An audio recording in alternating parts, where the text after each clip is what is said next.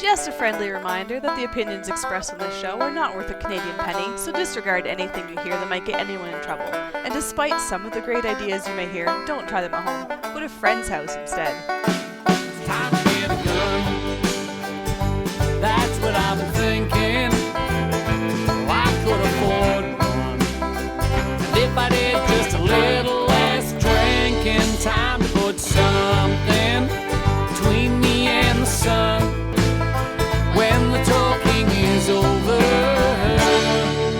it's time to get a gun. Hello and welcome to Slamfire Radio. This is episode 323 for September 27th, 2019. I am one of your hosts, Adriel. I am the other one, or one of the other ones, Trevor. And I'm the one of the other ones, Kelly. Yeah, thank you, Kelly. Thank you for. You screwed it up first. I just did it the same way as you. You just could have been classy, right? You just could have played it smooth, but you went down with me. I crashed. You crashed. Thanks for. That's what we do. I stay with you. Right. Thanks for having me. I appreciate it. I prefer when Kelly's not classy. She goes down into the trenches with us. Right? Me too. Yeah. She could have thrown me under the bus there, but she made it sound like it was rehearsed even. It's pretty good. I appreciate it, Kel. Oh, you're welcome. Hi, Brian. Brian's with us too. Adriel farting around again. Yeah. Brian Rance. Yep. Brian Rance. Winnipeg. Shout out to Winnipeg. On the left. There he is. Hi, Brian. Hi, Brian. Adriel farting around again. Mm-hmm. Can you smell it? Mm-hmm. Yeah. If you smelled it, you right. dealt it. What we did in guns this week is brought to you by the Calgary Shooting Center. No. Canada's premier firearms retailer. I Yes. like what the Rock says better. They've got Beretta Day online sale going on right now. Is that? Oh, do they? Oh no, that's last week, Well, isn't it? I mean, it would be I cool if we had forgot to a sponsored shooter who would know We're and be able so to keep us up to prepared for date. with tonight. this. That would be cool. Yeah. Sorry, that page is 404ing, which that's internet speak for it. It's no longer on sale anymore. It's done. Yeah, they don't have that Today? anymore. No. Listen. I took care of the amount of likes. I took care of the show host rotation.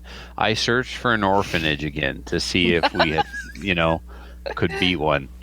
We're up, but the lowest, saddest orphanage I can find still has 3,000 likes. Oh my God. You need to go overseas. You need to go to Chechnya or someplace like that. Do they even have orphanages? They're called work camps. No, there's no way. There's no way we're gonna get beat by a work camp. There's just no way. Oh my God, I'm horrible. Oh, So yeah. listen, this week at the Calgary Shooting Center, you can get the Beretta 1301 collect. They've got new shotguns added, and these things are done up for 3-gun. I mean, if you're still the type of guy that shoots 3-gun without a box-fed magazine, then this is the gun for you. Comp Pro 21-inch 12-gauge. It's only $1,900. It's so it's not a scary black gun. They also come in 24-inch if you really like to reach out and touch someone with the barrel. It's got a magazine extension on there.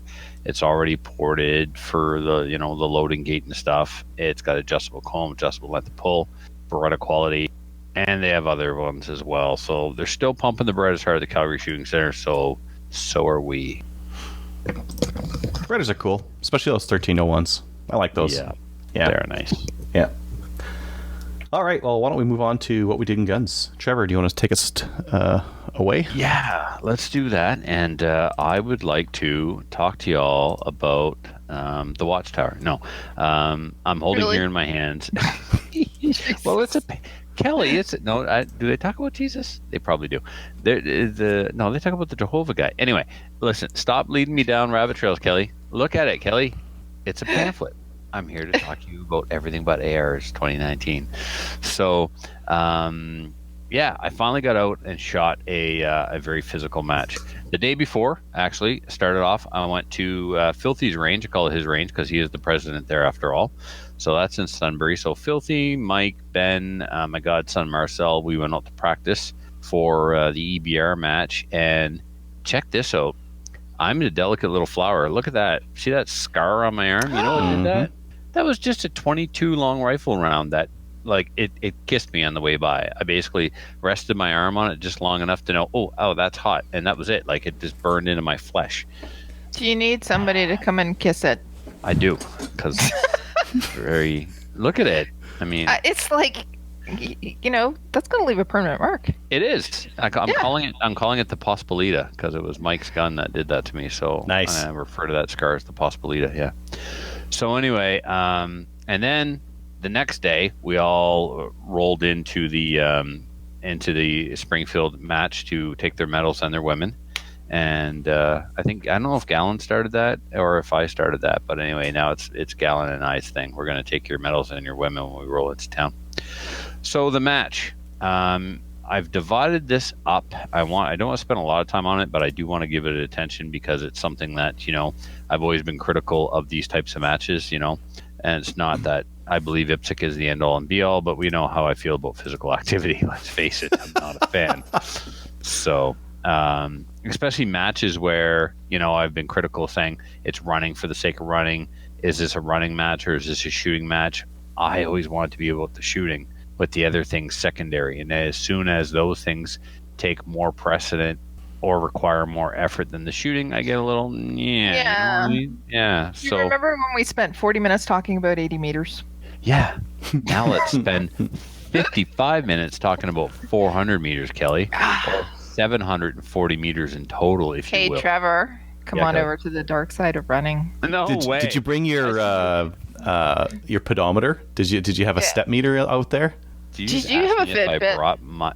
I don't have any of that garbage. No. I'm bad enough I have a cell phone I can't put down. Anyway, so here are the facts. I got this review of the match, if you will, broken down into the facts, the good, the bad, Jesus. And the ugly. That's right. So, this was the most physical match I've ever done. It was trooper style, which meant we had to carry all of our gear. So, I had a backpack. So, everything I needed for the day had to be in the backpack. My food. Luckily, I didn't have to carry water. They had water available at all the ranges. That's nice. And my ammunition, my magazines, whatever I was supposed to need for the day, I had to carry in a backpack. And we were supposed to keep that backpack on our backs at all times. You'd take your backpack off to load your magazines, and then you'd go to patch targets and forgot to put your backpack back on. That was an honest mistake that was happening often. So people weren't always keeping their backpacks on like they were supposed to.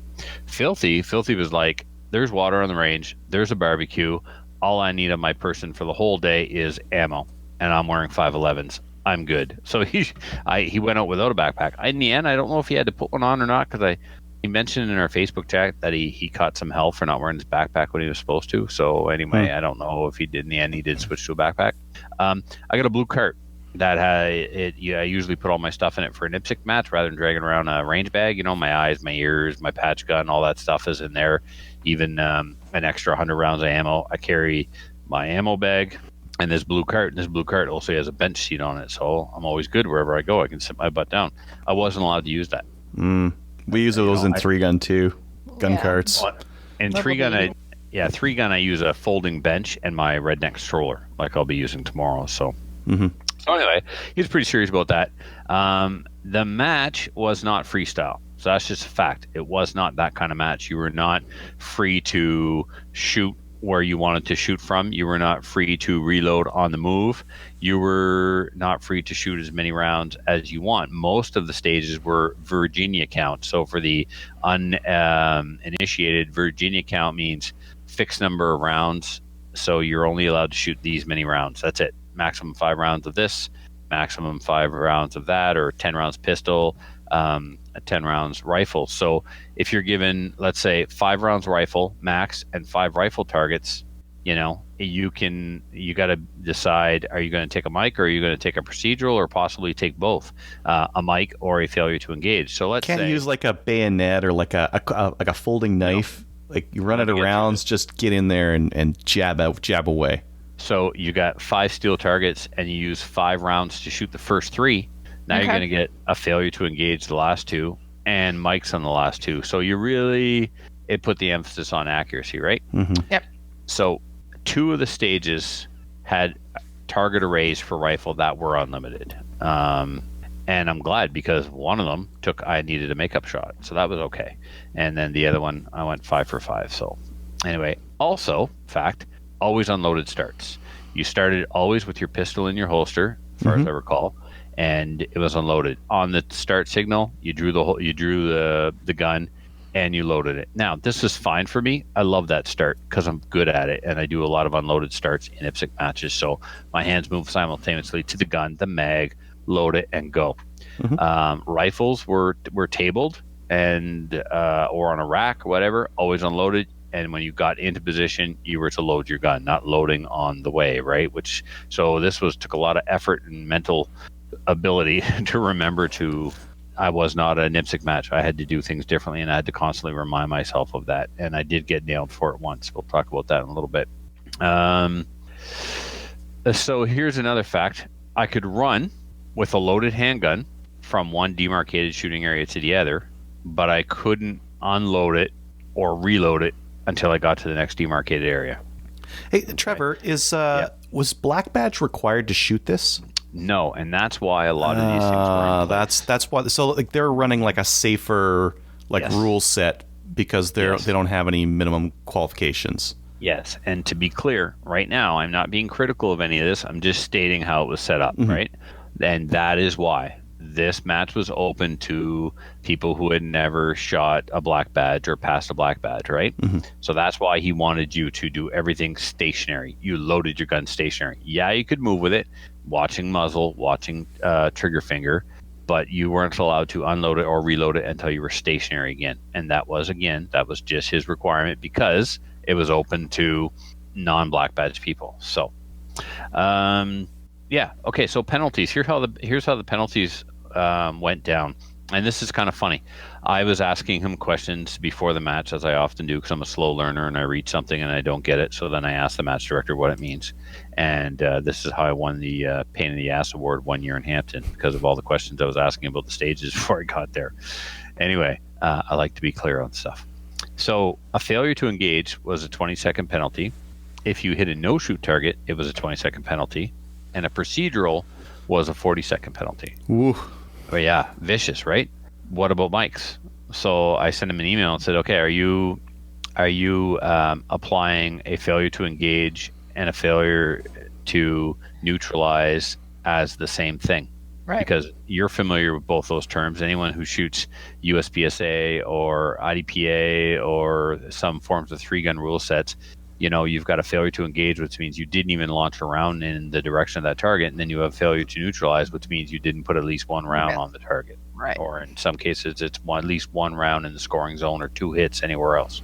So two Charlies would be neutralized, 1 Alpha would be neutralized. So he didn't have a failure to neutralize in there. So the match briefing first thing in the morning started almost immediately with, and thanks to Trevor Furlot. I was like, oh man, I'm not even done my first cup of coffee. I'm under the bus. He's like, no, I gotta thank you for pointing that out. We need to include a failure to neutralize. I was like, still, man, just God, I don't want these people to know I'm here or who I am, or don't bring my name out. Anyway, don't worry. I will make my presence known soon enough. My mouth will start flapping, and of course it did. Yeah. Did they have? So you mentioned a couple things there. Yeah, One of them, okay, everyone. Well, in New Brunswick, anyways, right? No, there's trust me. There's a lot more people that don't know who I am than know who I am. Well, I mean, they're probably like related to you or something. But did they have shooting challenges were good? Okay. The pistol targets were a bit close for an IPSC guy, but the rifle targets and distance were varied. Also, the match was very well attended. They had lots of ROs and lots of staff. The match director was very prepared. I showed you this match booklet, right? Like this match booklet, Filthy, of course, printed it and made it all fancy and stuff and put the coil on there because that's what he does. But the match booklet's very professional, very well laid out, and was sent out to everybody well in advance. Squatting was sent out to everybody well in advance. So the admin side of things, for this being his first kind of match at this, maybe his first match ever, I don't know, but certainly his first match of this nature. Well, it is his first match. He's just he's watching the live feed, so he says it is his first match. Oh, terrific! He's watching that. Well, yeah. I ain't holding nothing back, Joel. You created this. Now deal with the outcome. No, just kidding. Yeah, so there's lots of communication prior to the match. The squatting went out. He took squad requests and stuff and I know what that part of the business is like. So hats off to him. It is. Yeah, it is. So we had a good match briefing, before we started to clarify a few things. Not everybody got the message, but that's just the nature of what was going on here. There was a lot of people there that were completely new to this style, and so not everybody understood or applied things the way I think the match director intended. It is what it is. Ultimately, though, there's very few growing pains from this match. Right. Like, he's talking about ways to improve it for next time. There's not a whole lot of work that needs to be done, right, to iron out the bugs. Good. So there are some, but not a whole bunch. So, okay. What else? Oh, the overall atmosphere was excellent. There was a Toyota Tacoma parked in the yard with a conservative sign right in the back of it in the parking lot there. That was awesome to see that guy driving his truck around with that. No one in the match besides myself was taking things too seriously. A lot of the guys showed up to play. As always, I show up to win. Yeah, and I did. I wanted to win this thing. It was the first ever, right? Yeah. I got the coolest kick-ass trophy you've ever seen with a soldier on it. Oh, I want one of those, Joel. I'm coming to one of those events. I want that trophy.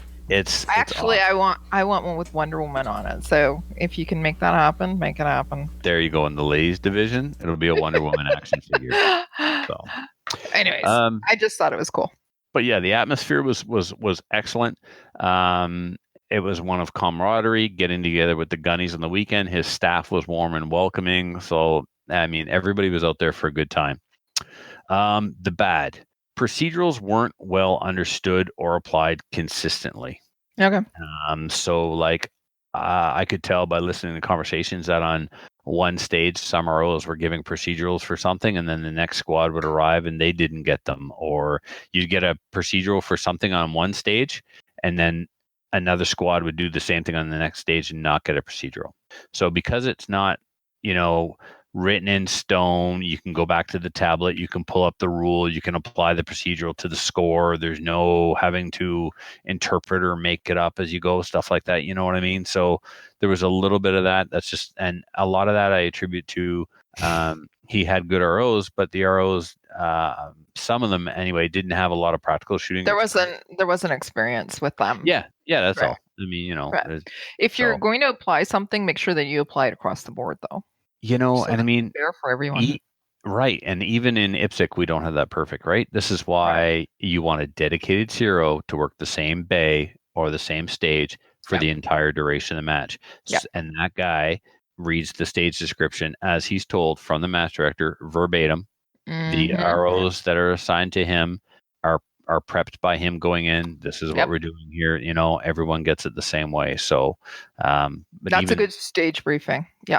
But even then, it's not always perfect, right? So, no. But as long as everything's applied equally to every single squad, that's always the goal. That's always the goal. So, but I'm here to say it doesn't always happen, even at the highest level.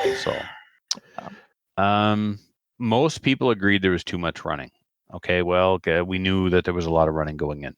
A lot of people thought that we were starting too early. Joel knew what he was getting into, and he wanted us on the range for 7:30, and for good reason. We actually didn't get rounds fired until almost 9:00. We didn't get out of there till 4:00. And he made the point, some people have a 4-hour drive home when this is done. So let's get in early, and then let's try and get out early. So somewhere along the way, my squad inadvertently created a bottleneck. We ended up being where Joel was supposed to be. So we ended up being early, which caused Joel's squad to be late. So that was an unfortunate thing that happened. It's nobody's fault. It's a misunderstanding. We got told to go somewhere, and we went to the wrong place, or we went to the place we were told, which was the wrong place. I didn't really try and sort it out. I just did what I was told. But unfortunately, in the end, bottleneck. So, and that happens too. Yep. So all said and done, we ran approximately 740 meters. There was one stage where you ran 400 meters. You started off standing behind a table or next to a table, unloaded in holster, rifle unloaded on table, on the start signal. You grabbed the rifle, you loaded it, and there was 3 plates 100 meters downrange. 2 large plates, and in the middle, a smaller red plate. The idea was you shot the 2 large plates, cleared the rifle, put it on the table. Trevor, yes? We're going to have to stop. Our video is stopped. Okay. Yeah, you were talking about the penalties there, and I was trying to jump in, and I'm like, Man, they're just like not responding to me whatsoever. Why are they ignoring me like this? Is it me? Trevor just doesn't want to hear from me, I guess. Well, any idea? Okay, we were talking about procedurals not being applied consistently. No, I wanted to just jump in and ask about what was considered a procedural? Did they stack, that kind of thing? Did they what now? Did they stack on, like, how many procedurals could you get in a stage? Yeah. You could get a lot. Yeah. Take for example. So let's. Could you hit your video button there? And we're live again. By the way, everybody can see us. Hi guys. I thought I did hit my video button. Okay, I'm hitting the camera. All I see is you and that beard. You love that beard. I like your beard. Maybe I got to shut off Discord. Hold on. Yeah. Yeah, I'm still on the Discord thing. Here we go. Now? Yes? No? What's going on? I'm going to close this. Try this again. So, Adriel, how you doing, eh? Fantastic. Prepping up for this ladies shoot tomorrow. It's going to be so good. Oh, right. Yeah, that's tomorrow. Mm-hmm. I wish you guys luck with that. It's you guys are doing... Yeah, thank you for being so amazing with that. We had a pile of people register. You have a great team. By the way, I tagged you in a post. Did you see that? I did. Yep. Okay. Couldn't get to it. May not be able to.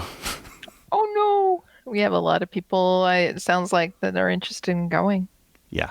The weather's going to be crappy, but...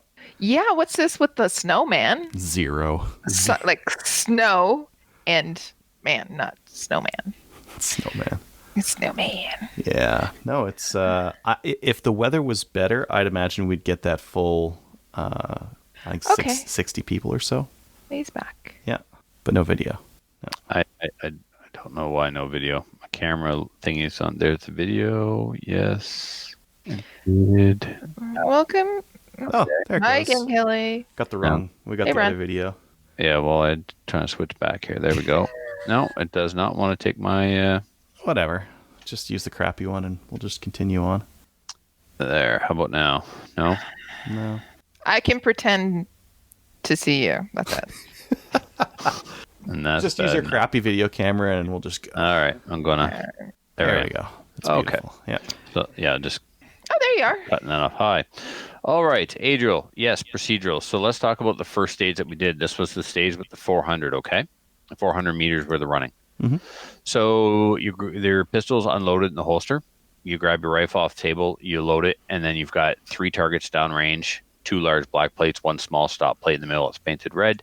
You shoot the 2 large plates, clear the rifle, table it, move to the first demarcated area, which is in front of a paper target, load, shoot. Now, if you don't stay inside the demarcated area while shooting the target, you'll get a procedural. Okay. You run to the next demarcated area. You shoot from inside it. So let's say I had a tow out every time, Adriel. I could pick up a procedural every time. So that'd be 40 seconds per procedural, right? Then the other way you could have got a procedural on that stage, which I did, was when I got to the end. So there's 5 targets spanning 100 meters distance. So you run up, you shoot a target, you run up, you shoot a target, you run up, you shoot a target. When I got to the last demarcated area, first stage of the day, still in IPSC brain mode, you had to unload the gun and holster it. So I unloaded it, dropping the mag to the ground instead of retaining it. You were supposed to retain it. So the mag went to the ground. I dropped the hammer, holstered, ran to reset the plates. That was the deal. You had to run about 25 meters from the last target to the plates, reset them, and then run 100 meters back. Did you get a procedural? I got a procedural and was told to pick up the mag. Right. So you were supposed to get a procedural and lose the magazine for the day. Oh, okay. But now the RO, his heart was in the right place. He honestly just didn't want me to forget that magazine. He didn't want me to lose my $75 magazine. So he's like, pick up your magazine. So I burned time on the clock to go back and pick it up and ate a 40-second procedural. So you see what I mean? Like, that was a bit of an inconsistency. The mag was supposed to stay there. I wasn't supposed to be told to pick it up. Not a big deal. It is what it is. I understand why he did it. It happens. So that's a couple of ways you could have got some procedurals there, Adriel. You could have stacked them up that way. Mm-hmm. So, what else now? So that stage, when you talk about too much running, so you ran up shooting targets, until you got to the end, ran 25 meters, reset the plates, ran 100 meters back, grabbed the rifle, loaded it, shot the 2 plates again, cleared the rifle, and then took off with the pistol again, put up the 3 plates, or the 2 plates, ran back, loaded the rifle, and shot the final stop plate. Now, I wanted to use a Beowulf mag because every time I cleared the rifle, I was throwing a round on the ground. There's 5, so if I just went up there with a 5-round mag and shot 2 plates, dropped the mag, jacked out a round, I don't have enough rounds left in the mag to finish the stage, right? So I'm either going to reload a mag or take another mag, something like that. So I wanted to use Beowulf mag, and someone in the squad objected because the stage description said, I'm looking here, it said pistol unloaded holster, 2 loaded pistol magazines on person with 10 rounds each, unloaded mags to be stowed, rifle to be staged on table. Okay, on this one, no, it wasn't this one. Somebody objected to me. Maximum rounds permitted, 20 pistol, 5 rifle, but it didn't say maximum amount to load. There was one stage where it clearly said load rifle with a maximum of 5 rounds. So there was no getting away with the Beowulf mag that time. So what I did was I loaded 3 magazines. First magazine with 2 rounds, next magazine with 2 rounds, because I didn't want to overshoot, right? Okay. And then the final magazine with 1 round. Problem. On my first go, I load the rifle with 2 rounds. I go prone. I shoot the first plate. Everything falls. So, what do you do? Send another round and be like, I hit it. So was that the YouTube video? Not the YouTube, the Instagram video. You're going, what do I do now? Yep. Yeah. Yep. Because it happened to somebody else too, and so the first time Marcel went before me, and Marcel's RO was not, and no one's in condition to follow Marcel. So the RO tried to follow Marcel on the 100-meter sprint. He got about halfway down there when he realized this is a bad idea. Marcel went all the way down and passed him on the way back. So we're on the clock, right? So Marcel gets back to the table and he has to wait for the RO. So, that's a ground for a reshoot. The steel falling is a ground for a reshoot, but there was no reshoots. Range equipment malfunctions weren't explained. The arrows weren't aware, and let's face it, no one wants to reshoot because no one wants to run a 400-meter stage over again. So my RO just told me to go, and then on the last array, I would make up the shot. So that's what we did, and then I ended up having a mic. So I had a procedural and a mic on that stage. And then later on, I had another, where is it here? I took 2 mics on the same stage, steel pistol targets, and the stop plate. So I told Marcel too, on this stage, these steel targets look close, but do not take them for granted. Make sure you follow through, make sure you finish your shot. So I didn't finish my shot, and I started to run. At the same time, I pulled the trigger, and I missed the plate, not following my own advice. And then the stop plate was a balloon, and I swear it was there when I pulled the trigger, but the wind must have shifted the balloon, and I missed the balloon. So even though I blew the balloon the size of a basketball, and aimed dead center to So, and then I had 2 procedurals, one procedure for dropping a mag and the other procedure for, failing to secure the grappling hook. So there was a stage with a grappling hook. When I got there, we started with the grappling hook on the ladder. Beep, grab the hook, throw the hook. Filthy told me his squad started like ready to pitch. They had the hook in their hand and were ready to pitch this thing. So inconsistent start positions. Now, the book said you will receive a procedural of 40 seconds for failure to secure the hook. Now, I did the math and watched a few guys, and it made more sense to leave the. I threw the hook because I didn't want to get a procedural for not throwing the hook because the stage procedure said throw the hook. So I threw the hook, but then I didn't care if the hook landed or not. I love when you can do things like that on stages where you're like, oh, it wants me to do the thing, but the penalty's less, so I'm not going to do the thing. Right. And that's what I did because I'm a gamer, right? Yeah. So I talked to the RO. I said, FYI, man, I'm throwing it and running. Well, that's not the nature of the stage. I understand, but it clearly says if I don't land it, I get a 40-second penalty. It's going to take me more than 40 seconds to land it. And I watched 3 or 4 guys take more than 40 seconds because you had to land the hook, you had to tie off on the rope, and then you had to shimmy hand over hand from one side to the other. Holy, yeah. Right? Yeah. So, nuts that, threw the hook and ran. And then I laid the heat down on the steel. I went 1 for 1 until the second last shot at 200. So, and on that one, you had to call your steel because there's a failure to engage and a failure to miss. Well, those targets are way down range at 100, 150, and 200.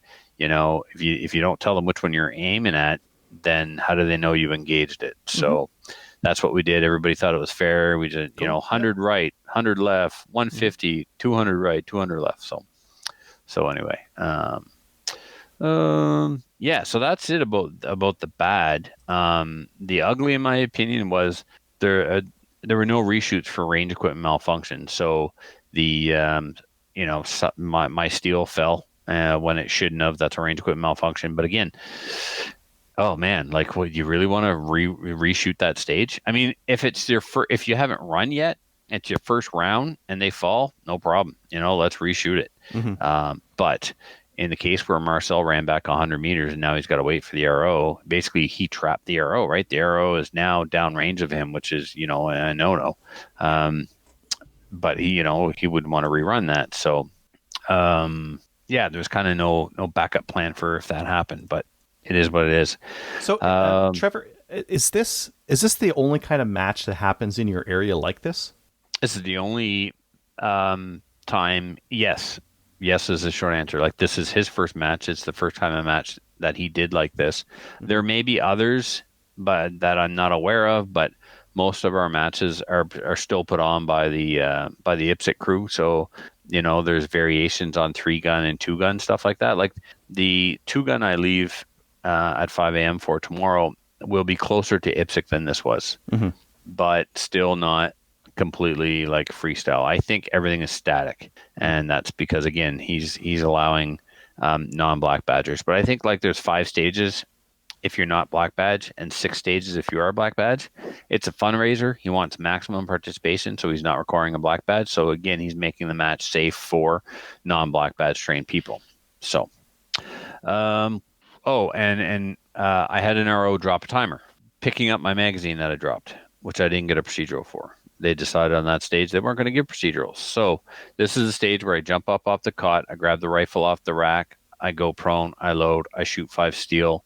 I shot them so fast when I came out of the building, the boys were joking about having to get me piss tested when the match was done. That I must be on drugs, which was hilarious. Is your name Usain? No, but I sure did bolt down range. And so he bent over to pick up the mag, and in doing so, dropped the timer, and the timer shut off. So when I got back, I had a time of 110. So I'm like, well, you got to give me 110 because the only shot that matters is the last shot. But I didn't realize the timer had stopped. It didn't pick up any more shots after the 110. So, but I mean, it didn't take me 110 to shoot those 5 plates. It didn't take me a minute and 10 seconds. There was no way. So the timer was picking up shots. I don't understand how it could have happened or when exactly it happened. Like, I was downrange shooting pistol targets, and the timer only registered 110. So Marcel videotaped me, and he started the video literally almost at the very second that the timer went beep. He didn't actually get me up off the cot. So he started the video actually after the timer because I was up off the cot and grabbed my rifle before the video started. So I was moving before he hit record. He looked at the video, showed it to the RO. When I was done shooting, the time on the video was 153. So the RO said, fine, I'm going to give him 153. What are you going to do? I mean, exactly. Close enough. This is not an IPSC stage that takes 2.5 seconds. We can accept close enough in this case. And again, I had to run 100 meters down, shoot some targets, grab a dummy and carry him 100 meters back, and then shoot some more targets, put the dummy on the cot first, and I didn't want to do it again. Screw that. So I was happy that we came to an understanding. But I was a little worked up because I was trying to catch my breath, and I was probably like coming on a little too strong at first, but it was just the heat of the moment. I mean, nice deep breaths. Yeah, exactly. So anyway, What else? This sounds like a tack match. Like there's kind of two ways you can do 3-gun. 3-gun where it's clean, pure 3-gun where you're freestyle. You're freestyle, mostly freestyle, and you've got choice between firearms on what you use for what purpose. That's ideal. And the stages are short, and there's more shooting and reloading and less movement or physical activity. That's one style of match. The other style is like a tack match or a tactical match, right? In those ones, like it's like trooper division, lots of running, lots of physical activity, lots of scenario stages where like throwing a grappling hook and like shimmying across a grappling hook, like that's a scenario stage, right?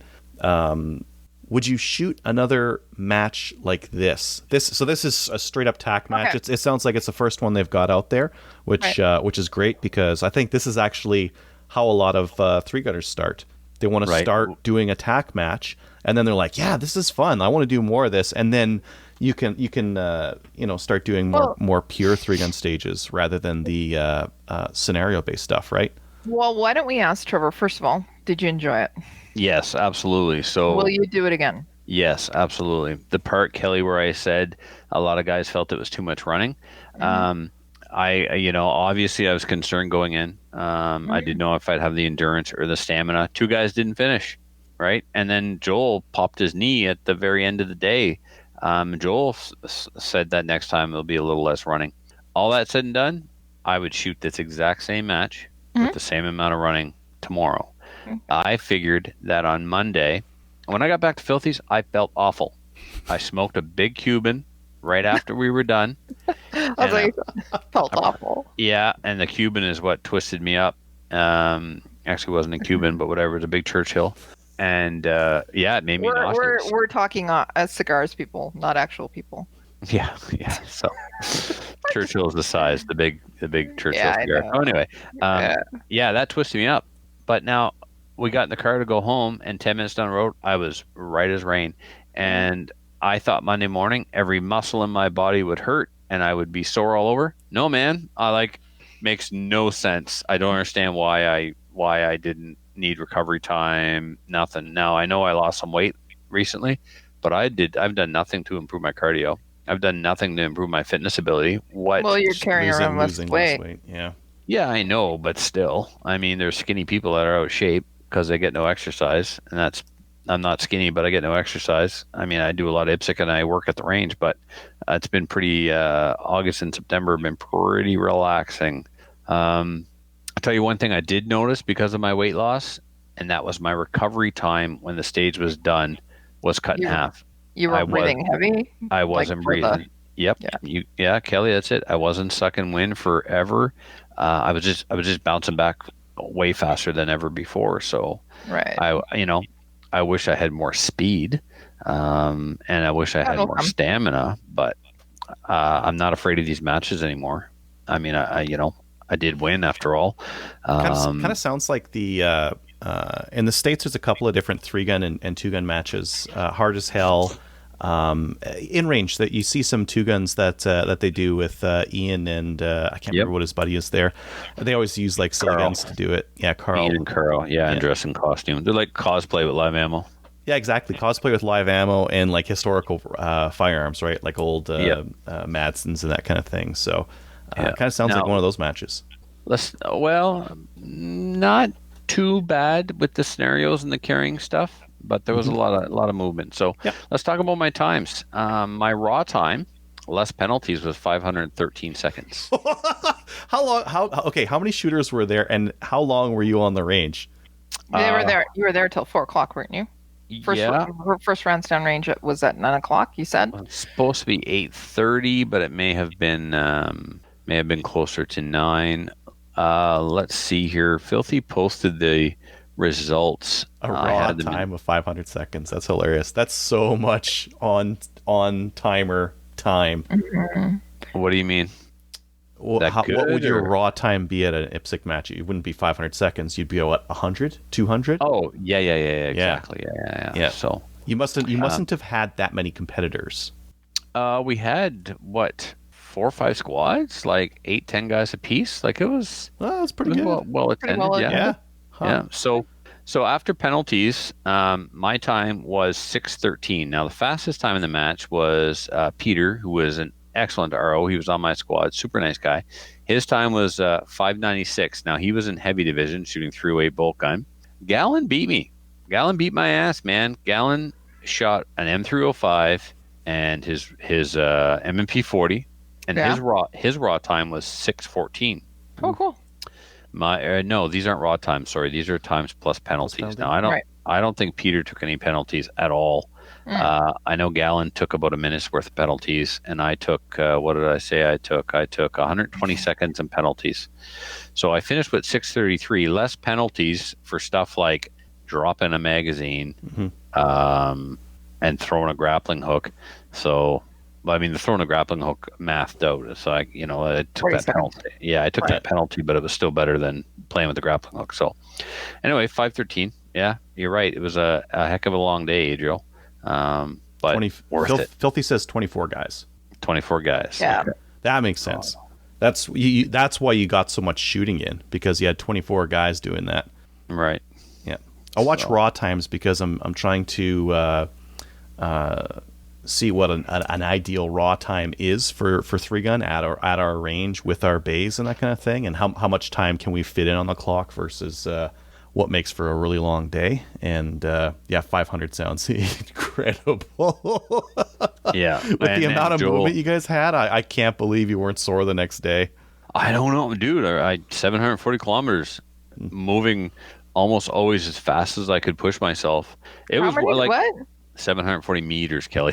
That makes more sense. Yeah, 740 meters.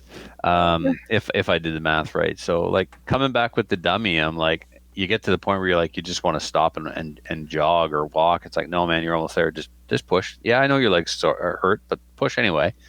So anyway, a lot of fun. All of our posse was there. Unfortunately, not all together. I've made a squad request with the match director for tomorrow, so I hope we're all going to be in the same squad. I mean, I got to shoot with Marcel, my godson, so that's always awesome. Mm-hmm. And he did really well. He finished second behind me in light division. Mm-hmm. So yeah, he's boy. In the WK. Yeah. Oh, let's talk about that, Adriel. I must have heard the match director say at least 3 times, but it's not an AR-15. And Filthy got crap for having a Tavor. There was no less than 4 Tavors there. Why would you get crap for using a Tavor? Because people just expected it was going to be an SKS match or a bolt action match. Oh, I see. And you showed up with a space gun, and people are like, whoa. But what is this technology? It's anything but an AR. Everything. Right. Everything. Yeah. Sorry. E. So it's I don't know why you'd be pissed about a Tavor and not pissed about an SLR. Oh, they were. Oh no, they were. Oh, they were. Every time. To be them. Yeah. Every time I heard the match director say, "But it's not an AR," I'm pretty sure it was in reference to my slung SLR. So don't hate the player, hate the game, right? Yeah. I didn't make the rule set, so everything but an AR, right? And I thought it was everything but AR-15s, AR-10s. Yeah, I had been planning to take my AR-10, remember? Mm-hmm. And then Joel said, no AR-10 for you. Yeah, exactly. He did one of those wiggle wiggles. He did, yeah. AR, Armalite 15, Armalite 10, stop it. So, yep. So anyway, overall, very happy with the match, with everything that Joel did. Happy with myself. Super stoked that I won the light division. And like I said, would do again. Sweet. Filthy's posting the overall match standings. Peter Latch, he won first in heavy. Jason Gallen was second in heavy, and Trevor Furlot was first in light. And Marcel was second in light. Yeah. Cool. Yeah. Yep. So other things I did this week, I went back to work at the shop. I've taken to photographing every gun that comes in with shoot-through rings to compile an album for the Wall of Shame. Wait. Oh, You need to start sending these photos, man. you should take a picture of yourself trying to get a cheek weld. Oh, that's what I'll do. That's what I'll do. Yeah. And just show how much clearance you got underneath your chin, or if it's like right off. Mm-hmm.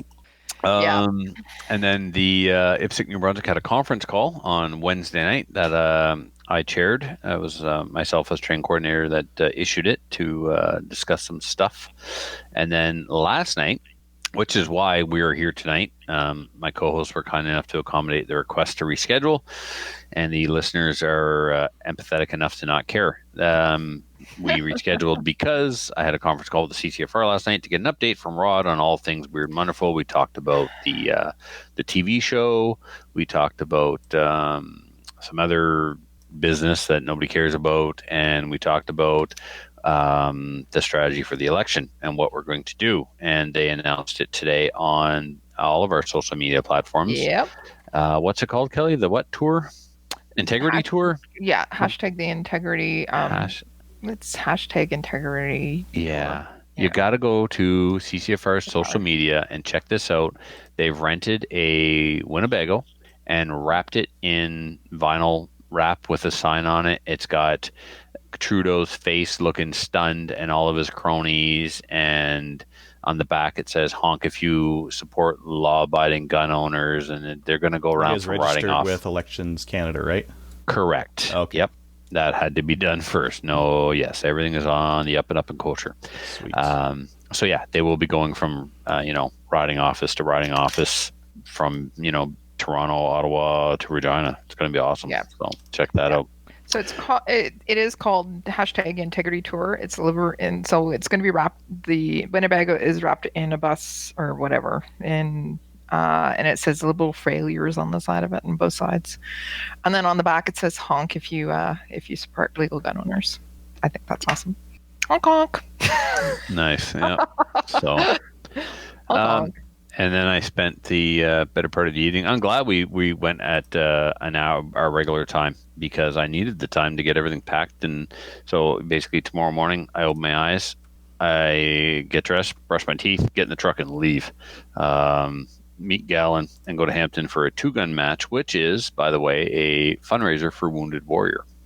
So the Christian Sonia, the MD, is a vet and a member of IPSC New Brunswick in the Hampton Club, and he's putting that on as a fundraiser for charity tomorrow. So that's cool. I'm looking forward to that. Yeah, it's going to be another epic gunny weekend. Last weekend, practiced with the boys on Saturday, got this beautiful scar from Possibilita. Sunday, went to the EBAR match, had a blast, shot really well. Then, so tomorrow, take off for Hampton, pick Gallon up along the way. We will go to Hampton to take their women and their medals. And then we leave for the Miramichi. I will probably, even though, you know what I did? Pro tip, kids, if you're going to share a hotel room with Gallon, get the money up front. Because chances are he's not actually going to stay in the hotel room, right? As soon as we get to town, he's going to start swiping right or left or Tindering or something. Or you know what? He's still pretty good for money, though. Absolutely. Well, I'm just a businessman. I got to get paid up front. So if he doesn't come home, it doesn't matter. The bonus is you get the room to yourself. Right? Mm-hmm. I know. I'll just be hanging out, chatting with friends online, all by my lonesome. Gallon will be out doing whatever that Gallon does. Yeah, so, you don't want to know. I don't want to know. So and never look in his bag. If he says go in my bag and get my keys, stay out of that bag. Don't go in that bag. You don't want to leave your DNA on that bag, because that DNA that bag may end up in court someday, right? That's a piece of evidence. So you don't want to be anywhere near that. No, don't touch that. Don't touch that. So the reason why Gallon and I are going to go to the Miramichi for a night is because the next day is another ORPS match. So I got so many guns going in my truck tomorrow. I got my 3-gun AR, my SLR, my WK, my FX9. Oh, because in this match I can shoot a pistol or a PCC, so all rifles all the time. I shot enough pistol. So for the pistol targets, I'll shoot my PCC, and for the rifle targets, I'll shoot my SLR. I think Ben's going to borrow my WK, and Marcel's going to get my Pimto 3-gun rifle. So sweet. And of course, I got my 1022 because RPS on Sunday, and then come home. Yeah. So. Yeah. Yep. All right. That's it. Enough. I said 55 minutes, and it was 58. So time to move on. Sum up. Kelly, what did you do this week? Well, I'm going to have a whole 2 seconds because I didn't go to the range. I spent the whole entire weekend in Ottawa. I did the Army run. So Trevor was complaining about running 740 meters. Kelly, I'm old. Jogging 740 meters. Right. Yeah. So I ended up running. But you have marathon experience. Still, I ended up running 26.1 kilometers. Actually, I ended up running 35 kilometers because what I did was I ran with a friend of mine, and I would run ahead and then run back and get her, and then we'd run together. And so I ended up running actually 35 kilometers. But I just wanted to give a shout out to a couple of people. I wanted to give a shout out to one of our listeners, Kyle. Kyle, how are you doing? He was actually saying that he was going to be listening to see if I talk about the Army run tonight. And also to Greg Weiss. Greg Weiss ran the half marathon portion of the Army run, and he did it in 2 hours and 26 minutes, and that's actually awesome. But I didn't do really much with guns. Although, well, it was the Army run. There was a howitzer, so I guess there was guns, but that's it. I only ran, so not much else. Cool. Yeah. What about you? See. I wrote an article about the Liberals' proposed gun ban, kind of breaking it down for people who might be curious and might not know what's going on, and kind of postulated a little bit on what it might mean. And then I've got a CCFR Ladies' Day at Chaz tomorrow that I need to prep. I really need to prep for. I need to pack all my stuff. I need to do all the last minute stuff and be ready to go. But we're in a good position. You are amazing. No, the other guys have gotten it all rolling. Well, everybody on that team is great, but I wanted to say thank you to you because I know that you've done a lot of hard work with the other guys are putting in more work than I am. But, okay. I'm glad they are. No, it was actually really interesting once we started getting a couple of calls going. That really helps get communications going, assign the people out. Made a little Facebook organizer group and put all the comms on there, and we're away to the races. So that was all. It's all good. You have some really strong people on that team. So congratulations. Yeah, and good support by the range too. The range really wants to make it happen, and I think that when you get that happening, and you get CCFR helping supply ROs and that kind of thing as well, you get the opportunity to throw a pile of bodies at every problem, and that solves all the problems. Just throw more people at it. We need something to happen over here. Throw people at it. This person, you're responsible for this, and just happens. Yeah. And I think that is. Yeah, that's it. I was actually I've been I'm designing out some stages for our October 3-gun match, and I've been using SketchUp to. Have you tried that, Trevor? SketchUp, I hated it. It's hard to use, right? Yeah, I spent a couple hours on SketchUp and watched the YouTube tutorials and bought the 3D printed stuff. And the 3D printed stuff is probably faster, but I've got all my stages. No, because here's the downside to the 3D printed stuff. You build the stage, you take a picture of it, you tear it down, you build the next stage, you submit the stage, it comes back, you got to change it, you got to go build that stage again, take a new picture. SketchUp, you just copy and paste and move stuff around. And you can be mobile. So what I'm going to try to do, I'm going to have an RO meeting 2 weeks before the match. I take my stuff to the RO I'm taking my laptop with the designed 3D stages on them. So anytime you want to take a look at a sight line on the match, pull up the 3D software, move it around a little bit, and check it out. And it's really interesting. So I've tried this before. Last time I tried it, it was just too hard to do. And I was designing one stage, and I just didn't want to bother. But when you're doing all the stages, might as well, right? So I found that after learning the program, I've got like all the pertinent keyboard shortcuts on a sticky here. After learning all those, so good. I'm really liking it, and I really like that I've got the 3D files. I can show them to the ROs, and if they spot anything that's wrong, I fix it right then and there. Take a screen cap, post on Practice Score, all done. So, that's been really cool. I think I still need to get a couple.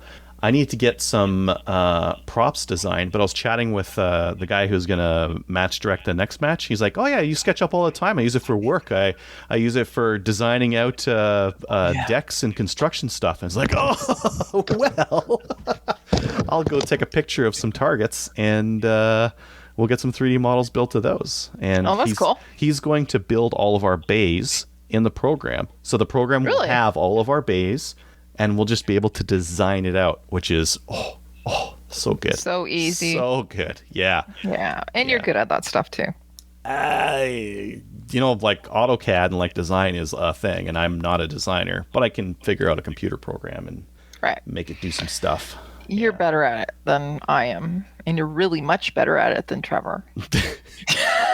Well, I mean, like you mentioned there, the 3D printed things, it's faster to build a stage, but then the going back to it, because there's been a couple of times I designed a stage, I sent it to a buddy of mine, I'm like, hey, what do you think of this? And he's like, I would tighten this up over here, I'd move that. I'm like, yeah, you're right, okay, I'll do that. And it's easier to just pull it back up and do the thing and retake a screenshot. Yeah, but it's really cool to have 3D printed stuff. Yeah, I could print these up afterwards. After you get a final stage design, print it in 3D print like a little mock-up, and then bring that to the day. That's awesome. I'm just dreaming here. Yeah. Let me know when you're done. Don't move on. Okay, I'm done. Okay, cool. Just going through the comments while you guys were talking. I hope you didn't say anything important. I wasn't listening. Yeah. And Joel was like, Trevor, you should show them your trophy. And he's absolutely right. I can't believe I forgot to bring it with me. Oh. Yeah, check this thing out. So you got like Sergeant Slaughter there, who is on a trophy base, and it's engraved EBAR 2019 Light Division first place. And dude's holding on to a 223 round. Then like the classic one was a 30-06, and the heavy one was a 308, and the guns were kind of different. So here's a modern gun, and so very cool trophy. Maybe we can post the picture with the show description. Just take a picture on your phone and just send it to me. I already have it. Yeah, I'll send it to you. Yeah. Joel, that has got to be the coolest trophy ever. So next one I want, if I'm going, I want Wonder Woman. That's it. I can hear myself coming through. So somebody's speakers are too loud or Kelly. Something. There's some. Yeah, Kelly. just turn your headset down a bit there, Kelly. Yep. Cool. All right, let's move on. Upcoming events, Destination Disney. This is closed, right? When are they doing the draw? They did it. They were supposed to do it Tuesday, but I went on to the websites today and I asked Corey for an update, so they were live. I saw them live on. They didn't tell me. They didn't tell me that I won though, so they couldn't have done it yet. Yeah. Right. Me too. Yeah. I didn't win anything. Oh, come on. No, I just think they haven't announced it yet because they would have told us that we won all the stuff. Yeah. Yeah. So just hold on a second. Nope, haven't heard back from him.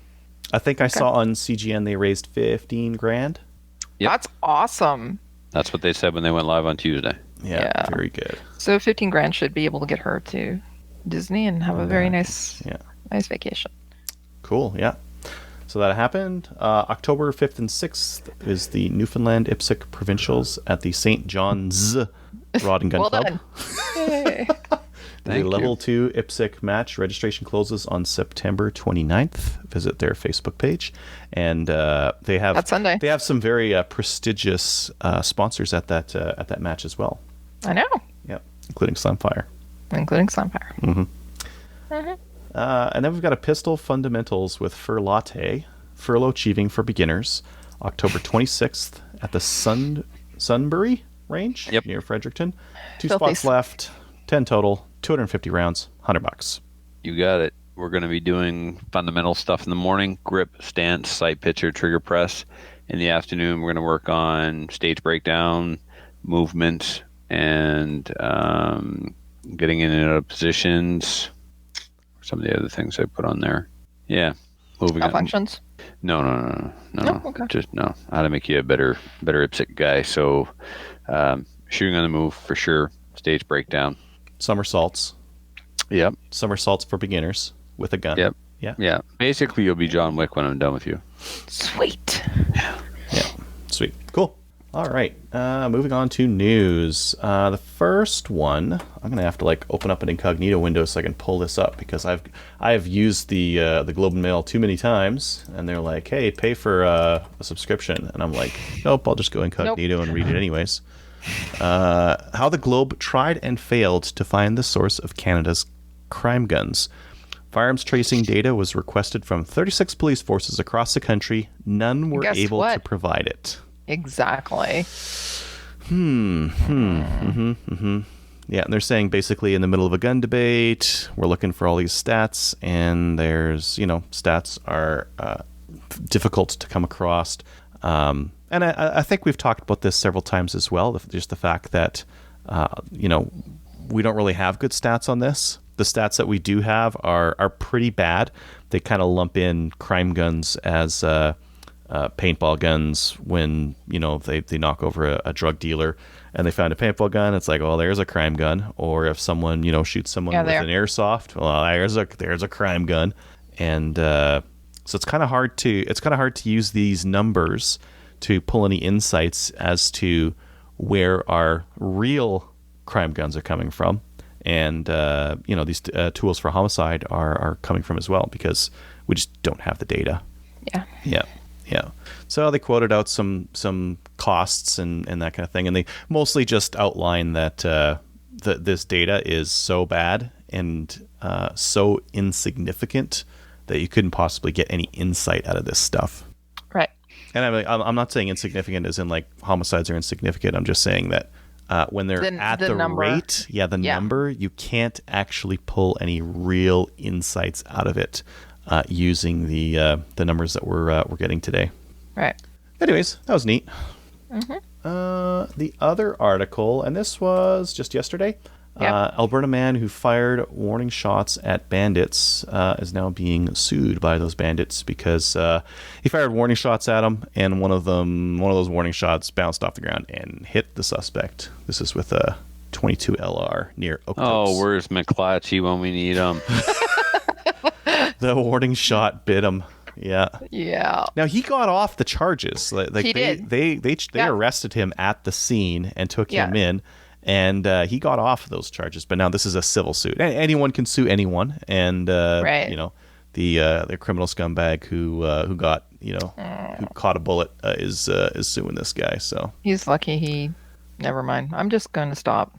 Well, the funny thing is, the Alberta Health was going to sue him for the cost to fix up the bad guy. Is it on this one? No, it's on the other article. Let me just pull the second one up here, because that came as a surprise to me. Yeah, Alberta. The Alberta government was also suing Maurice to recover the cost of Watson's health care. It's like, hey, you shot this guy. Pay us to because we fixed him up. But let him rot. Sorry. Yeah, but our justice minister stopped it pretty quick. So. Yeah, silliness. I mean, go onto someone's property and start stealing from them and catch a bullet. I think this is what is it? Play stupid games, win stupid prizes. Yes, including don't do the 22 time LRs. Crime if you can't do the time. Yeah. Get shot in the butt. Yeah, well, that's a big warning shot, right? Yeah, he's lucky.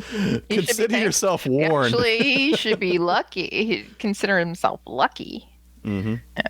Anyways, all right. Yeah, exactly. Next, I just wanted to show this because there aren't really a lot of products for the Benelli M4, but RX Arms is a Canadian business member of the CGN forum, and they're going to be selling these extended bolt releases for the Benelli M4. So if you have a Benelli M4, it's got a little bolt release, it's a tiny little button, and these are basically like a big paddle that you can now hit. So it's a lot faster to hit your bolt release, which is nice for 3-gun and other action shotgun shooting. Yeah. And it says it should also fit the Turk Nelly, which I think means the other Turkish shotguns that kind of look like the Benelli M4. Mine's on order. You have your Turkish Benelli M4. Yep. We're getting it from Trigger Wholesale at the shop I'm at, Denise Shop, DC Armory. Cool.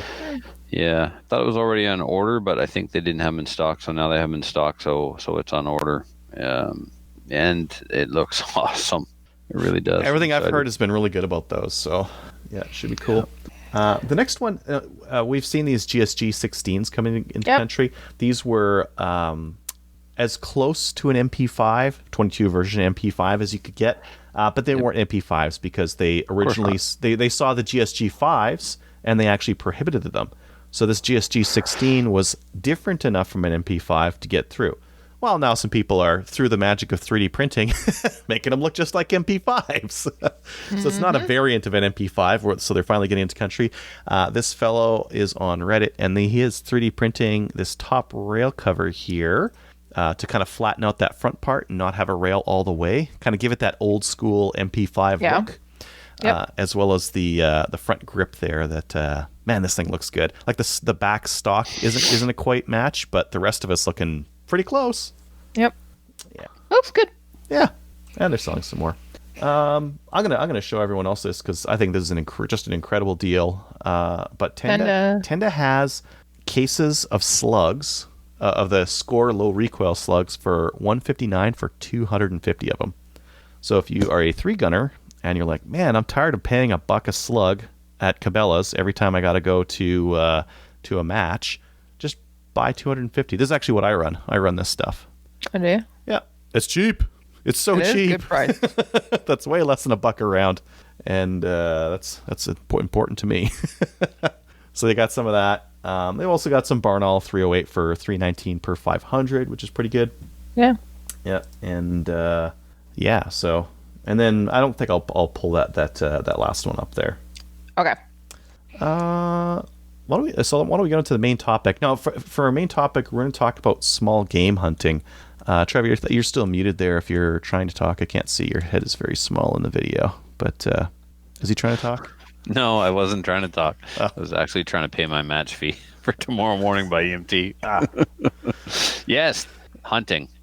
I'm gonna my boy passed his hunter's ed, yeah. So now congratulations. Now we gotta go shoot some grouse. So I'm gonna actually take his 795 to the range tomorrow and sight it in with some hunting ammo, I guess, or just whatever. Probably just whatever I got on hand. I'll sight it in for. Probably a good idea, yeah. Yeah, and then make sure it's like deadly on for 25, and we'll shoot some grouse in the head with it. Okay. Of course we will. That's how you hunt grouse, right? In the head, but with a shotgun. I was just going to say, isn't it with your shotgun, your Typhoon, and with the red dot on it? That's right. You and I hunt small game very differently. Yes. We sure do. Yeah. Now, is it because New Brunswick is so treed and dense that you don't see them until you're right on top of them and they flush? Is that the idea? Because I can usually see a grouse from 50 meters away or more, and then I just have to wait until there's a tree in the way, and I go in between so that they can't see me, and I got the tree, and I just walk right up, I poke around the tree, and I shoot them in the head. No, we don't see them from. Well, I mean, sometimes. Basically, we're walking on trails, and they're on the side of the trail or just off of the trail. So we're either walking on a trail, driving in a vehicle, and they're on the side of the road. And we get out and we shoot them, or you're on a quad, you get off the quad and you shoot them. You're always on a trail or a road, and they're either on the road or just on the side of the road. So you usually don't see them until sometimes you can see them way down the distance because they're on the road. But most of the time, by the time you see them, you're inside 20 yards. How close are you, Adriel? Like for shooting them or for when you see them? Seeing them first, and then for shooting. It depends. Sometimes they're doing real dumb stuff. They're in a tree. A couple of times I've seen them in the trees, just to the trees go over top the trail, kind of like this, and they'll be nested on the tree right ahead, and they're silhouetted against the sky, so they're super easy to see from 100 meters away. Right. But usually when I see them, they're closer. They're 25 to 50, somewhere in there. But right. Our undergrowth is not nearly as dense as it is in New Brunswick, I think. Typically, on average, right? Right. And they are usually near trails. I usually see them moving right around dusk. I'm not sure what I'm going to do with my boy. We're probably going to go out and just hunt the trails right in the morning and then right at dusk as well. I don't think we're going to go out during the day because they're like grouse are out somewhere in the day. It's not like they have a hole to go hide in or anything like that. But I just find it easier to see them closer to night. When they're out feeding. Yeah, there's no question. Right at dusk is the best time. Mm-hmm. They think that they're like hiding. So, but I have shot them with a shotgun. Every time I do, I end up like catching pellets like in the top of the breast meat there, and I'm a real cheapskate, and I just like pure nice clean breast on a grouse because then lots of meat, no pellets to cut out and lead in the meat or anything like that, and whatever, man. You aim at the head, a couple of pellets rip through the breast. It's not the end of the world. I like all the breast meat. Every time I try and shoot them with a 22, I'm either using the wrong ammo or they're too far and they fly away and I lose them. Just got to sight in with the right end. Just got to sight in. If your rifle's like, you need it deadly accurate because their head is like, it's not a big target and it moves, but they're super stupid animals, and you can creep up on them. Or typically, I'll grab a tree, like I'll grab the tree trunk or whatever, and rest my gun on top of that. So it's not offhand shooting usually, because there's trees. There's always trees. Always trees. Yeah. What about rabbit? Do you hunt rabbit with your shotgun or your 22? Both, but primarily. Shotgun. I shoot all my small game hunting. I do basically with a 12 gauge or 20 gauge. What kind of shot do you use? Like 7.5 or 6? 4 or 6? I use anything from 4 to 6. 6 is my preferred shot size. The last couple of years, I've been shooting 20 gauge.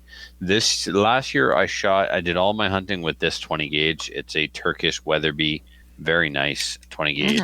Got a great trigger. I enjoy it a lot. What else? Well, and then I finished the season with the Typhoon, and now I want to just only hunt with the Typhoon. But I don't know. I might take something different every time. I've got my very first shotgun I ever fired over here, my Bacale. But the gun I want to hunt with the most this year, no kidding, is this Sweet 16. Okay. It's Kui Model 84 in 16 gauge. I've never pulled the trigger on a 16 gauge before. So I'm looking forward to shooting with this. It's got an amazing trigger on it. 16 gauge is a nice size. Full choke, yeah. So just blast them. Yep, blast them in the face. Rabbit, same thing. You know what? The best thing I've ever used on a bunny was 17 HMR. The head just incinerates. You shoot him in the ribs, and it looks like, I imagine what the damage would be if you shot a deer with a 50 BMG. A regular entrance hole on one side, and then all the rib cage blown on the other side. It's amazing. So, works. I mean, the only meat on the rabbit's on the back and the back legs anyway. So, anything in the neck, face area on a bunny is good to go. So, yeah. Again, with rabbits, I'm in a 22 open sights, because with a rabbit, I'm typically closer because they'll be in thicker underbrush. So if I see a rabbit, it's 25 and in. So if I'm explicitly going rabbit hunting, I'll probably just take a iron sight 22, maybe a semi. Really? And that's why he's so good at shooting his 22. Yeah, absolutely. You guys shooting rabbits and grouse offhand with iron sights just amaze me. It's cheapness.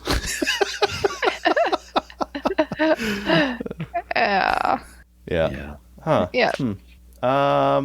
Yeah. Usually I'd just walk. I walk everywhere to do it. I mean, like when I was younger, it would be more like quadding around and that kind of thing, and just go shoot them. But just the style of hunting I do these days is all walking, and grouse are like, I shoot them on the way out to my spot. Actually, I could have got one. I think I mentioned that I could have got one a couple weeks ago, just with my bow, and that's typically what I'll do.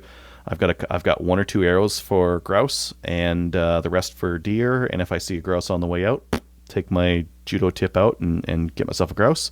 And if not, just it's just a convenience thing, really. Yeah.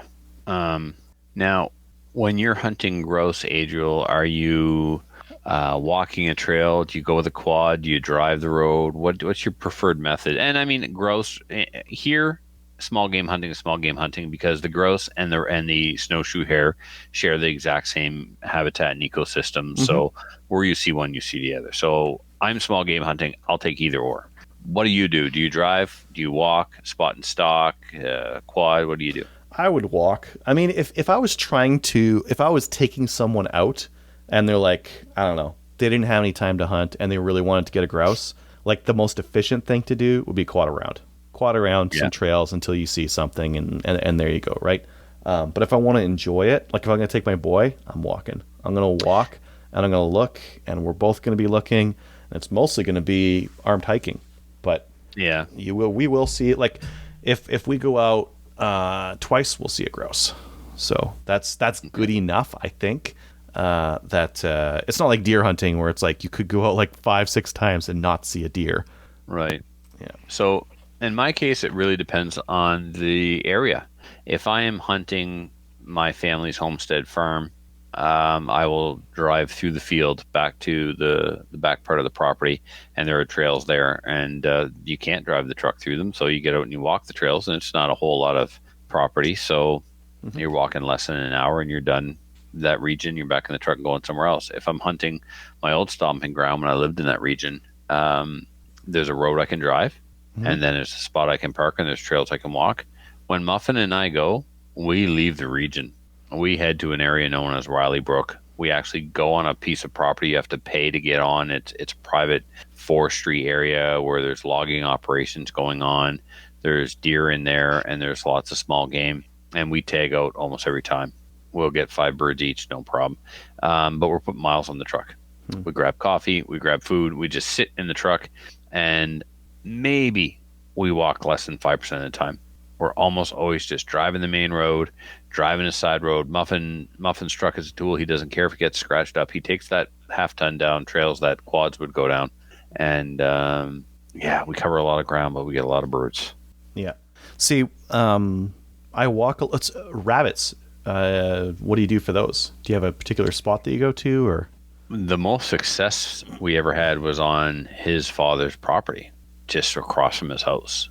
Typically, though, a rabbit is an opportunistic thing. You're hunting birds and you see a bunny. Mm-hmm. And these last few years, rabbits have been in a decline. I've gone probably 3 seasons now and seen one in a hunter's hand, and then that's it. None at all. There are other years where, when I was living in Beldoon, I would walk up the road and then drive out at dusk and still legal hunting light, but like it's time to get out of the woods because by the time you get out, it's going to be dark. Mm-hmm. And I'd get a couple of bunnies that way every time. Yeah, I've got a spot on my parents' farm where I know there's like a ton of rabbit, and I can go there and guarantee a rabbit in an hour of hunting. Wow. Yeah. The last time it was December.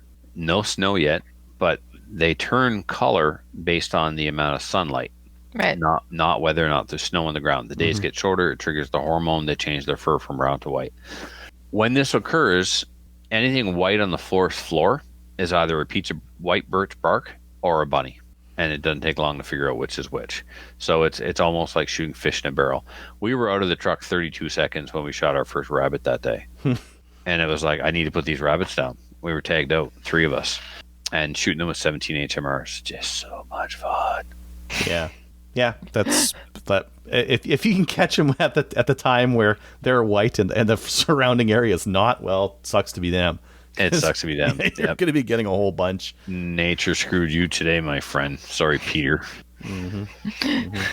So yeah, but I mean, I really enjoy the ease of armed hiking that it is, and if you get something, fantastic. If you don't, whatever.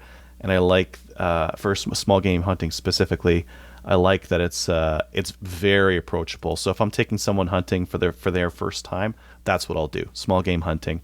And when I clean the grouse, I'll typically ask them if they're okay to see something a little bit gory, and if they're not, I'll say, turn around, I'm gonna do something weird here, and doing the step on the wings thing with them, right? Some people don't like it. Some people don't want to see that because it's an odd thing to do. But then you do it up and then you show them afterwards and they're like, oh, cool. I guess. Go to McClatchy's YouTube channel, and there is an instructional video there by me on how to clean a grouse and a rabbit that goes back, holy God, almost 8 years. Ooh. Like it was when Matthew and I first met, we're first hanging out. Mm-hmm. So I showed how to clean the grouse by stepping on the wings, and then the rabbit is pretty good too. Did you do the squeeze on the rabbit? Did I do the what now? The squeeze. No, I didn't do the squeeze. There's a method where you grab them around the rib cage and squeeze it so the guts are all in the bottom there. Put it against your thigh and then push down on it, and everything comes out the rear end. What?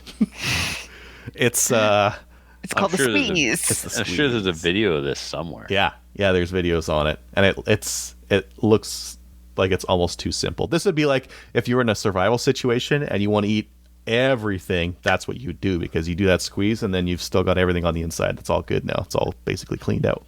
Whatever, man. I ain't eating no rabbit lungs or heart. I ain't doing it.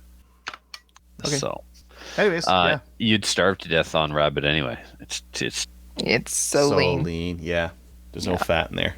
You'd have to eat the heart and lungs and liver and all that kind of stuff to get the fat out of it. Yeah, no choice. Yeah, eyeballs and. Okay. Shall I continue? No. No. Okay. Are we good on small game hunting? I think so. But first, I was going to go ahead, what? Kelly. No, good. You were talking. I was going to ask you if you ever done any small game hunting. No, I haven't. But I wanted to ask you guys. So, if you were going to go and do small game hunting, which one would you suggest somebody, if they were going to go for the first time, do? You know, whatever areas in the area.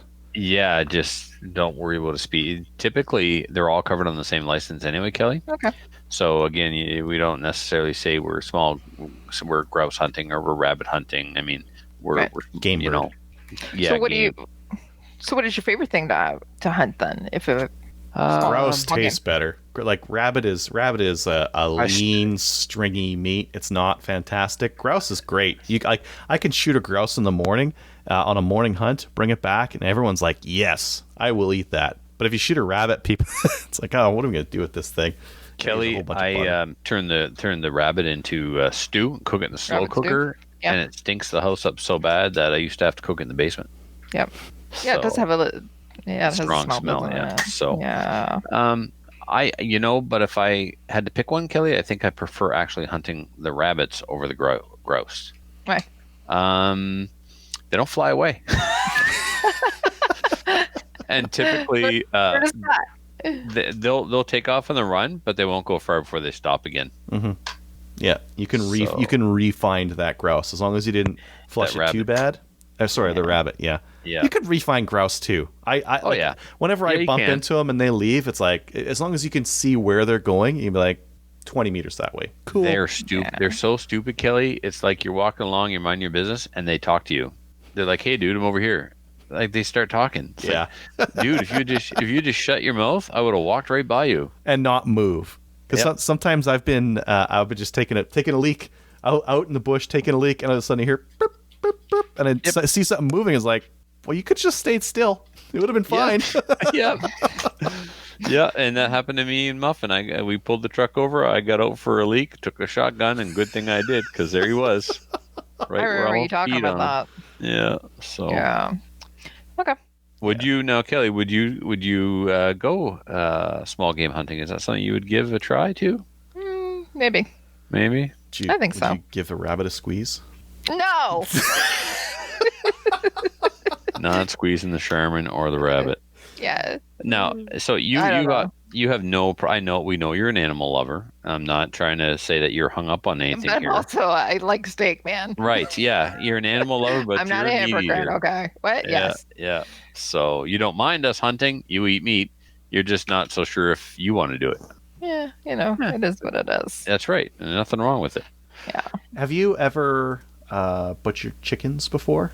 Who are you talking to? Me or Trevor? Kelly. Yeah.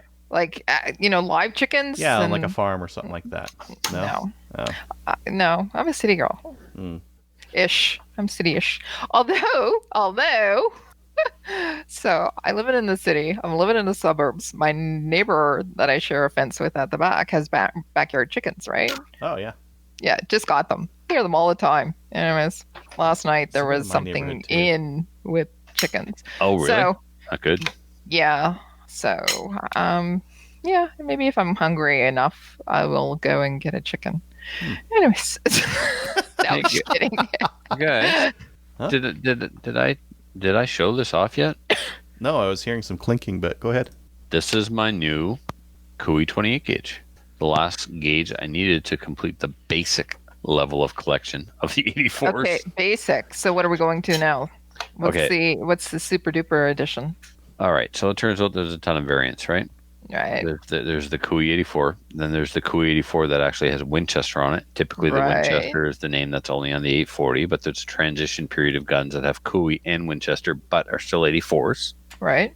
Well, I discovered something else. What did you discover? All of my Cooeys have Cooey on the left-hand side of the receiver and HW Cooey Machine and Arms Company, made in Cobourg, Ontario, on the right side of the receiver. Right. All of them, except for my first Cooey, my 12-gauge 84. For reasons unbeknownst to me, Cooey is on the left side, and HW Cooey Machine Arms Company Limited, Cobourg, Ontario, is on the left side. The engravings on the receiver are opposite to all my other Cooeys. Did this happen 1 year? Did this happen just on the 12 gauge? Right? Like the variant, they don't stop. So, you know what? I don't think this is worth collecting. You know what you have, Trevor? What, Kelly? What do I have? You have Cooey fever, don't you? Cooey fever. Like it's much like cat scratch fever, but yeah, Cooey fever. So Cooey fever. Yeah. I need to clean this barrel to determine if this is pitting or if this is just a dirty barrel. Because if it's pitting, I'm a little disappointed with how much I paid for it. Now, I can't give the guy negative feedback because everything else the communication was good, the packaging was good, the time shipped was good, and the item is as described in all other contexts. Shows where, it's an old gun, and it has been around, so there are dings on the outside of the barrel that I was aware of and stuff. Now, all that being said, if the description had said that there was pitting in the barrel for the price I paid, it would have passed on it and waited for another one. He has at least 2 other ones that are in insane condition. Mm-hmm. He's got one that he claims is unfired and mint, and I'd really like to own it, especially considering that the 28 gauge is the rarest. So to have a 28 gauge that's unfired, I would like that very much. So anyway, now I have all the basic gauges. I have a 12, a 20, a 16, a 28, and a 410. I mean, they're guns, so like that's cool and all, but this is kind of like listening to someone talk about collecting, I don't know, like Warhammer, those little figurines or something like that. No, it's nothing like that. No, it's nothing like that. Don't be a douche. It's nothing like that. Oh, but it's fun.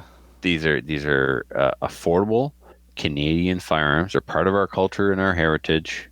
They don't make them anymore. They deserve to be recognized and respected for what they are. I know that they're not considered a high-end firearm. They never were, and that's fine. But, they are Canadian made and don't take up a lot of space or a lot of money. How's the weight difference between the 28 gauge and a 410 on the shotgun itself? Is it like pretty comparable? Because I love 410 single shots are super cool, and just in terms of how light and pointable they are, it feels like you've got all the weight in the back and there's like nothing up front. So just to move them around, it's super quick. How's the difference? Very noticeable between the 410 and the 28. It's very noticeable. Mm-hmm. Yep. There's no question that you can tell the difference. I mean, the barrel is 2 inches longer, and it's definitely thicker and heavier at the chamber. The weight is obviously, as you said, all in the back. Mm-hmm. So which would you rather carry in the bush, the 28 or the 410? For the weight? Well, I mean, you want to carry the lightest thing possible, always, I guess. A 410's barrel looks quite a bit smaller. Yeah. Yeah. I'm looking forward to shooting this and carrying this 410 as well. It's in excellent condition. I bought it from Joey the Shark, and you're still calling him Joey the Shark? It doesn't. It fits. Did you give him his money back, or did you give him his gun? I got all my knees and my thumbs, don't I? Right. So I mean, clearly the man got paid. Yeah. Yeah. You gave him the money back. All right. Yeah. Mm-hmm. Yeah. Joey, he was the first one on my list of people to pay this morning. So cool. Yep. Yeah. All right. Thanks for that. My Cooey collection is kind of done. Awesome. Well, when I initially set out to do this, Kelly, I've met that number. I got all the 84s in all the gauges. But I'm a completist and not well. You're something. And they're very. Listen, I used to collect Spider-Man comic books, and I had the issue that came out, and then I had all the special variant covers for that issue as well, if there were variants, right? Mm-hmm. So it's okay. So where's your comic books now? With my nephew / my nephew. Yeah. He better still have them. He's at St. FX now. I gave them to him a long time ago. I don't know if he. A lot of them still sealed in the package too, by the way. So cool. So why were we talking about comic books? Because I'm a completist.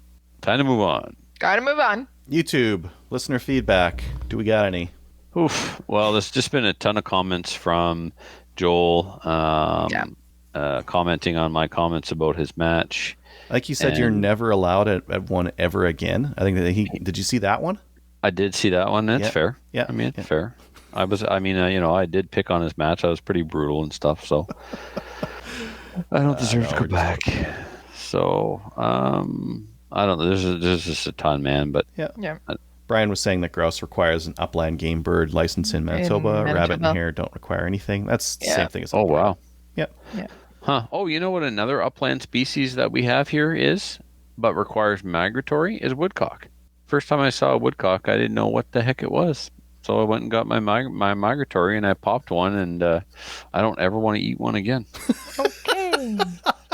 I think you find with a lot of weirder birds, like some of them is like, oh yeah, I've never heard of this, but I guess I can hunt it. You hunt it and try eating it. It's like, oh, like dove. That's what I don't hear about it. Oh, there's so many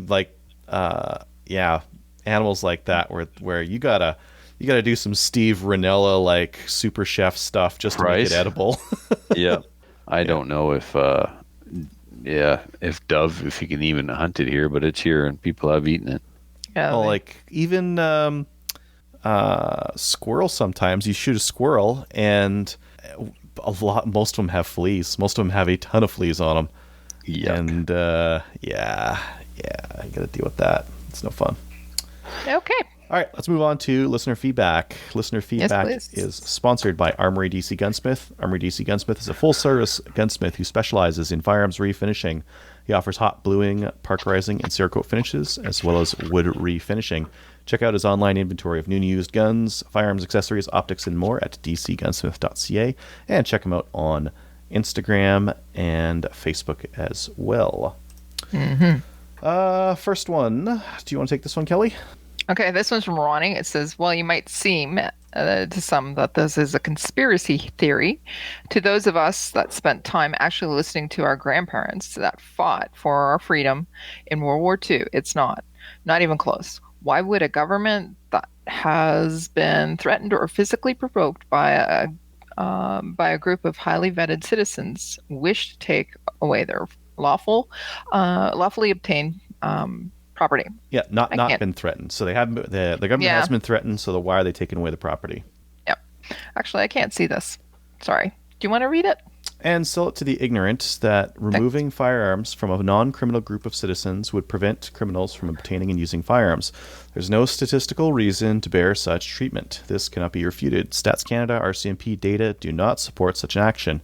It's idiocy to think that taking firearms from law-abiding citizens would translate into criminals not using firearms anymore. I'm ashamed to say the least. My grandfather and his buddies did not spend their youth, and in many cases their lives, to overturn such tyranny, to simply let it happen again. When the Liberals introduced the long gun registry, my grandfather warned me. And that is from Ronnie. Yeah. Oh, Ronnie's right. And, a nicer version of what I said before was, okay, my neighbor has too many kids, so I'm going to get a vasectomy. Mm-hmm. Doesn't work like that. My vasectomy will not stop his wife from getting pregnant. Well, it depends on who you're sleeping with her. Yeah. Your logic is falling down. Moving on. Cut to commercial. We don't have commercials. Go to the next email, quick. Trevor, do you want to take this next one from Rod? All right. Rod says, this article mentions 600 million to buy back 250,000 units. More accurate term would be compensate expropriation. And then there's a link to a CBC article. Bill Blair, who served as the government's point man on gun control, said there are about 250,000 of the weapons now legally owned. Well, I like how he mentions legally owned, with an average value of about $1,500 each. The buyback program is expected to cost between $400 and $600 million, he said. Yeah. We're expecting it to be more than that if that's going to be happening. And also, does, really depends non-gun owners know that this is going to cost them that much and where the money's coming from? And that's just ARs. If they go after all detachable box fed magazine, it's going to be in the billions. No, AR. There's 73,000 ARs. 73,000 ARs in country. Not 250,000. 250,000 is some other made-up number that they don't really understand how many of them there are. They could be talking about semi-automatic box. No, you couldn't even do semi-automatic box fed because there's way more than that. Yep. Yeah, it's really hard to tell how many are going to be affected because the Liberal government has not been forthcoming in what definition they're going to go with. Whether it's going to be semi-automatic box fed centerfire, semi-automatic box fed, or they're waiting until they get elected. Right. Basically. Right, Kelly. And then they're waiting until they get elected to tell the citizens of Canada how much it's going to cost them. Yeah. Well, they probably won't tell them to buy the guns from the people who didn't do anything wrong. Exactly. It's more normal just to like a typical Liberal thing is just to spend the money and then figure it out later. That's what like the gun registry. It was like it's going to be revenue neutral. $2 billion later. Actually, it wasn't very revenue neutral. Whoops. And sorry. We got rid of it because guess what? It doesn't work. It's not working. Yeah, exactly. So yeah, I think right now the right thing to do is vote early, vote often, and encourage your friends and family to do the same. Vote early, vote often. How many dead people are you voting for? Work for Tammany. Vote for Tammany.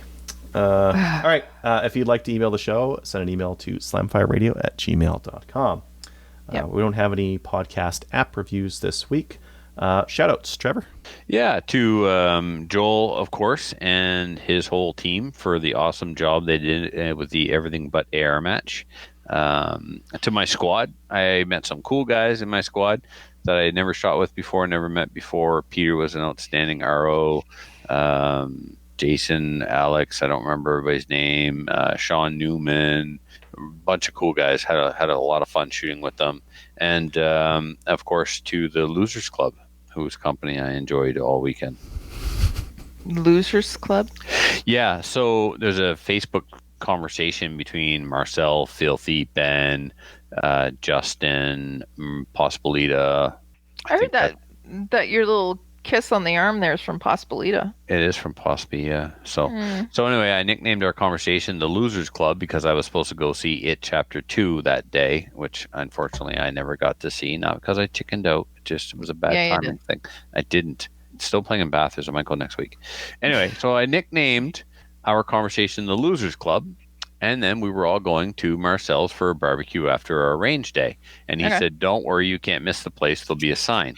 So he took a white piece of corrugated plastic, put it at the end of his driveway, when in camo duct tape wrote "Meeting of the Losers Club." It was really cool. Very nice. Yeah. So to the Losers Club. I can't wait to see you guys all tomorrow morning. Kelly, any? I just want to say thank you to our listeners, viewers, everybody that was on tonight. Just because you know what, we're Slamfire Radio. And we moved it one day, and then we were going to do it earlier, and then later, and then we were going to do it earlier again, and then we were doing it later, and things didn't work out. Our video thing failed. Video and all that. So I just wanted to say thank you to those of you who hung in there and continue to watch with us or watch us because you guys deserve medals. Really, you do. One more. It's moose season in New Brunswick. And shout out to Muffin and his crew. They just bagged their moose. They did. Yeah. So it's down to the 11th hour. So, I mean, they got it, today, I think, at some point there. So anyway. They're not out there right now in the dark. You mean moose hunting? They're getting it registered. Right. So lots of work. Now the work begins. Yeah, exactly. Now, Alain Fingers, they shot their moose at 7:05 in the morning on the first day. Yeah, I saw that. Very nice. Yeah. No, moose hunting is cutting into the drinking, you see. So the sooner do it on you the first day. Yeah, kill that bastard right away and then get on the liquor for the rest of the week. That's the way to do it. You're good to go. Yep. No more waking up early. Beautiful. No. You book the days off of work, right? Yep. Mm-hmm. Nobody says you got to spend it hunting. Exactly. Do it the first day. Have some drinks, Yep. Get up, make bacon and eggs for everybody. Relax, have a coffee. Hunting. Yep. Right. Yeah. Eat some moose tenderloin that you cut out before you took it to town to get it registered and draw. Well, I don't think you're allowed to cut those out first, but anyway, before you take it to the butcher shop, the boys usually have a little camp meat, I imagine. I'm not sure how the legalities work on that, so I'm just going to shut up. Yeah, we won't talk about that. Sweet. All right. I got some shout outs. The guys who are gay and helping out with the ladies' day at Chaz. I think it's going to be good. 60 people. We got some really good advertising, really good word out, and that's because a lot of people helped promote it and put it in a lot of places. So. And that's how it works. So congratulations. Looking forward to it. Oh, I wish the weather was better tomorrow, because to have this many people register is like, oh man, this would be huge. You might get more people than you think. I still think because a lot of them registered in this last week here, and they know what it's going to be on Saturday. Okay, you know what? They're Canadians. They live in Edmonton. Mm-hmm. It's September. They expect this. Maybe. Yep. They're used to it. They're hardy women. They're Canadian folk. Fall is my favorite week in Alberta. Basically. Yeah. Doesn't that actually happen in August? Well, no, we had fall like 2 weeks ago, and now it's snowing. Yeah. Blows my mind. Cool. I remember when I moved to Alberta and it snowed in August. I hated it. Special. Okay, anyways. Yep. We're done with that. We're getting long here. Patreon. Support us by going to patreon.com/slamfireradio, and we'll send you a patch. If you haven't got a patch, email us and we'll send you one. I am caught up. With patches. You say that with authority. Oh, it's mostly a bluff. Oh yeah. But when you have a you say it with conviction, it means what? I believe this. But if you have not received your patch and your swag and all that, then email us, because Adriel's not cut up. Attention, Adriel. Yeah. Adriel. And make sure you put your address in there, because some people are like, I didn't get my patch. And I look and I'm like, you didn't send us your address. How am I supposed to do this? You just sent the email. You need to send me your patch. I'm a Patreon. Yeah, exactly. You want to give us your address too? Yeah. Cool. Support the show by visiting our website and clicking on the links to Cabela's. Join the CCFR, especially now, because if not, we're going to be hurting here in a couple of weeks. #Integrity Tour. #Integrity Tour. Check us out on Gun Owners of Canada. Like us on Facebook. And we'll see you next week. Later. So if you have any comments or questions for the show, please send an email to slamfireradio@gmail.com. Now go grab a gun and shoot something. When the talking is over, it's time to get a gun.